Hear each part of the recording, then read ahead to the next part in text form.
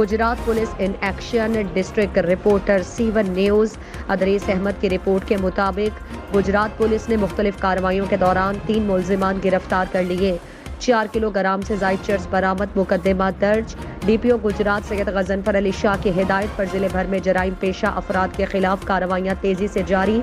SHO थाना city लाला मूसा SI Adeel बोसाल ने अपनी टीम के हमरा कार्रवाई में मुनशियात फरोज सावल फयाज को गिरफ्तार करके उसके कब्जे से 1140 ग्राम चर्स बरामद कर ली, जबकि SHO थाना गलियाना SI शाहिद इमरान ने अपनी टीम के हमरा कार्रवाई में मुनशियात फरोश इबरार हुसैन को गिरफ्तार करके उसके कब्जे से 1440 ग्राम चर्स बरामद की।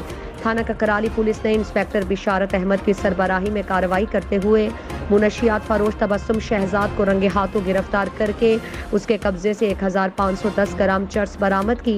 पुलिस ने मुलजिमान के खिलाफ अलग अलग मुकदमा दर्ज करके मजीद तफ्तीश शुरू कर दी।